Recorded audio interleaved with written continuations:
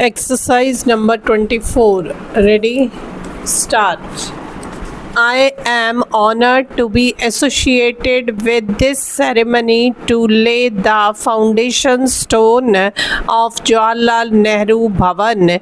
This building, I believe, will become another landmark in these historic and beautiful environs. It is befitting and natural that we name the building that will house our foreign office after Pandit Jawaharlal Nehru.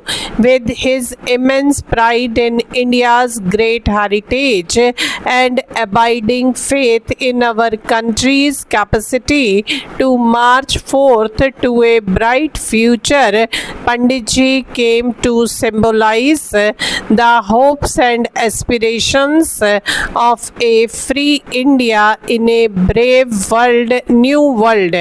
He was truly the architect of modern India and laid the foundation of a democratic, secular and pluralistic polity. The institutional and policy foundations laid by him have come to underpin India's rapid ascent on the global political and economic scene. Panditji dreamed big for India and worked tirelessly to realize those dreams. His leadership of India and his boundless love for India and its people, however, did not confine him within the frontiers of our country. His gigantic personality and the breadth of his vision had a far bigger canvas. He was the architect of free India's foreign policy.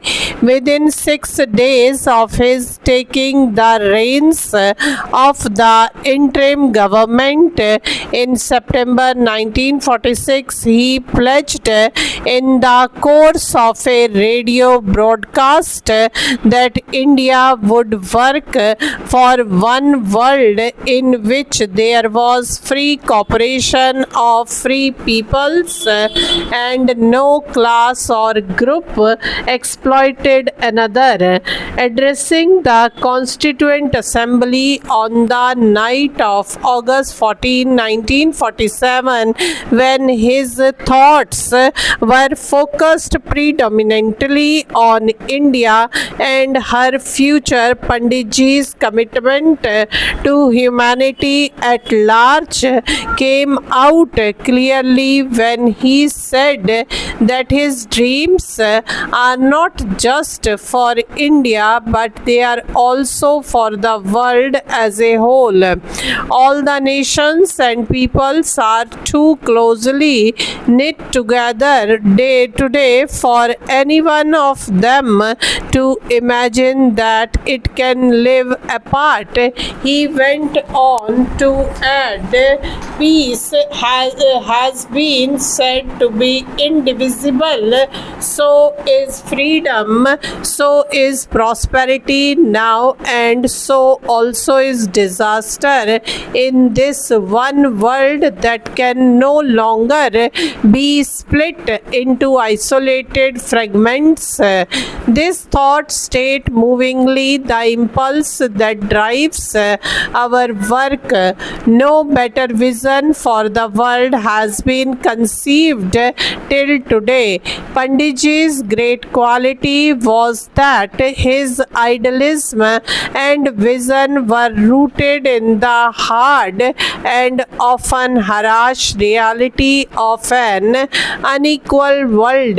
He recognized the new democratic India along with all the great leaders of our freedom struggle. Panditji also saw an intrinsic link between our foreign policy and the economic aspirations of our people. A free India had to also be a prosperous India. This vision has in informed our foreign policy and must continue to do so. Every democratically elected government has to be mindful of the well-being of its people.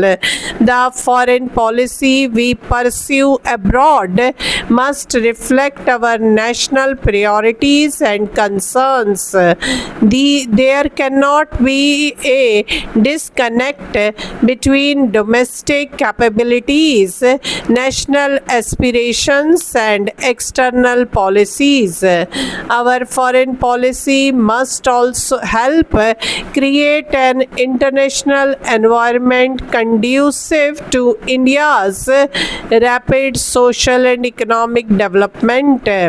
Our civilization has had a message for the world that informs our foreign policy vision. That has been a message of unity in diversity, of pluralism, inclusiveness, and secularism. The idea of Vasudeva Kutumbakam, the whole world is one family, a policy that combines these universal values with national interest, is what Panditji visualized and shaped. For it was our national interest to seek space in the world to facilitate our development, but our nationalism was not based on narrow chauvinism or aggressive militarism. At the time of our independence, the world had just rid itself of one thought of such negative nationalism when it defeated fascism. Our nationalism was elevated by larger universal principle as well as an abiding commitment to the well-being of our people.